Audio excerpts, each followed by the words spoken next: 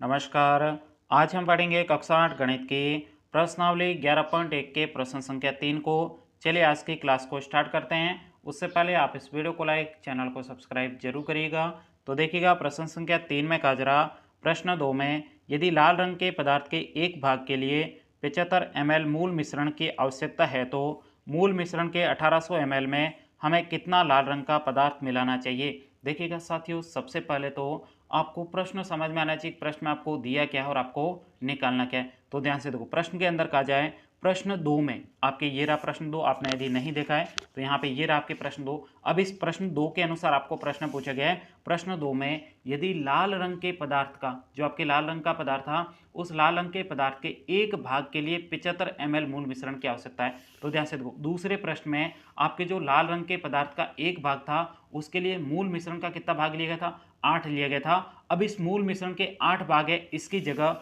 अब हमारे प्रश्न में 8 की जगह कितना लिया है? 75 ml लिया गया है। और उसके बाद में आगे आपको प्रश्न पूछा गया है मूल मिश्रण के 1800 ml में हमें कितना लाल रंग का पदार्थ मिलाना। इसका मतलब ये जो आपके x2 था, इसमें आपके x2 था वो आपके 4 दिया गया था, लेकिन इस बार आपको यहाँ पे लाल रंग के पदार्थ का दूसरा जो आपके भाग है उसमें नहीं दे रखा है, उसकी जगह आपको y2 का मान कितना दे रखा है? 1800 मूल मिश्रण का भाग दिए गए। और अब आपको पूछा गया है यहाँ पे x2 मतलब लाल रंग के पदार्थ का कितना भाग मिलाना, ये आपसे पूछा गया। तो बहुत ही सिंपल है, आइएगा बिल्कुल सिंपल तरीके से अब हम इस प्रश्न को सॉल्व करते हैं। तो सबसे पहले यहाँ पे हम लिखेंगे हल।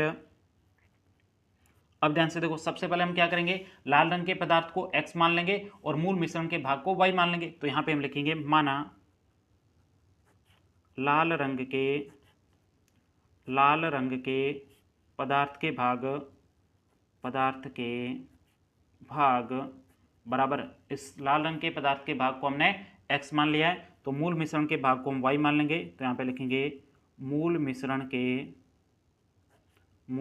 के भाग, अब मूल मिश्रण के भाग को हमने y मान लिया है। अब हमें सिंपल तरीके से क्या करना है, यहाँ पे लिखेंगे अब आपको पता है, यहाँ पे आपको कंडीशन पता है, ये प्रत्यक्ष अनुपात में आपको कहाँ से पता चला? तो आपको पता है जो पहला मिश्रण है उसमें आपके एक भाग के लिए 75 ml मूल मिश्रण की आवश्यकता है, इसी के अकॉर्डिंग आपको दूसरा मिश्रण बनाना है। तो इसका मतलब दोनों के अनुपात क्या होंगे? बराबर होंगे। दोनों के अनुपात बराबर किस में होते हैं? प्रत्यक्ष अनुपात में होते हैं। मतलब x1 बटे y1 बराबर आपके होगा x2 बटे y2। तो आप मुझे बताइए x1, तो यहाँ पे लिखेंगे x1 बटे y1 बराबर, अब आप मुझे बताइए x1 का मान क्या होगा? तो आपको पता है भाग कितना है लाल रंग के पदार्थ का? 1 है, तो यहाँ पे लाल रंग के पदार्थ का भाग 1 हो जाएगा। उसके बाद में y1 मतलब आपके जो आपके मूल मिश्रण है इसमें आपके y2 का मान कितना है, सॉरी y1 का मान कितना है? तो ये रहा आपके कितना? 75। तो यहाँ पे बटा में आपके 75 हो जाएगा। उसके बाद में ये तो आपके पहला मिश्रण है, दूसरा मिश्रण बनाना है, उसमें आपके क्या हो जाएगा?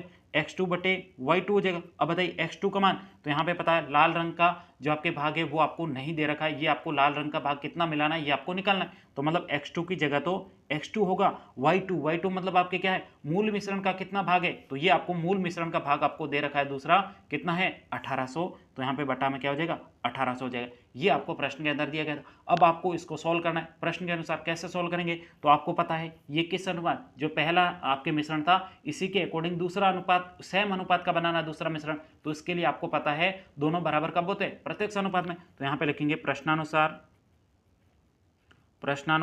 अब प्रश्नानुसार आपको पता है प्रत्यक्ष अनुपात में कौन सी कंडीशन है, कौन सा सूत्र है? x1 बटे y1 बराबर हो जाएगा आपके x2 बटे y2। इसी सूत्र के माध्यम से आपके ये भी प्रश्न सोल्व होगा। तो ये हमने सूत्र लिख दिया। अब सिंपल तरीके से हम क्या करेंगे, सबसे पहले x1 बटे y1 बराबर, अब यहाँ पे बराबर में क्या हो जाएगा? x2 बटे y2। तो यहाँ पे लिख देंगे x2 बटे y2। अब इसको आगे हम सोल्व करते हैं। बताइए x1 का मान कितना है? तो यहाँ पे लिख दो x1 बटे y1 का मान 1 बटे 75।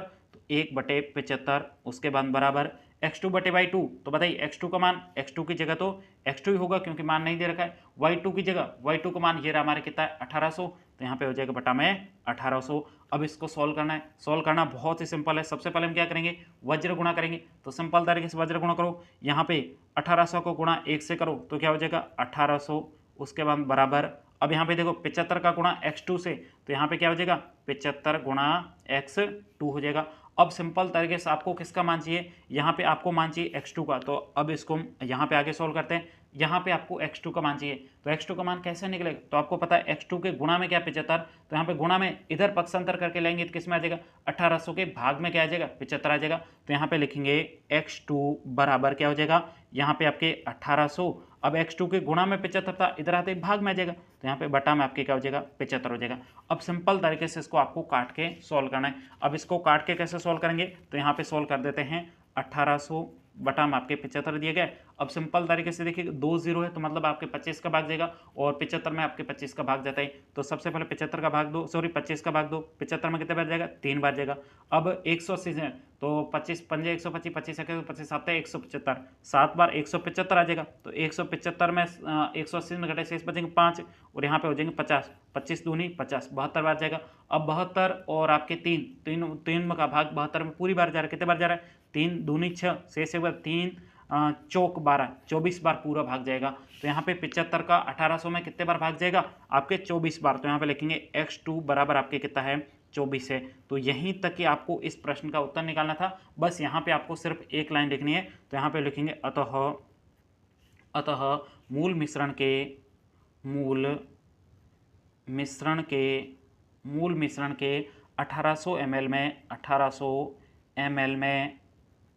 1800 ml में कितने लाल रंग के पदार्थ की आवश्यकता है 75 ml, यहाँ पे हमारे सॉरी 75 की नहीं, यहाँ पे कितनी है 24 ml, तो यहाँ पे लिखेंगे 24 ml लाल रंग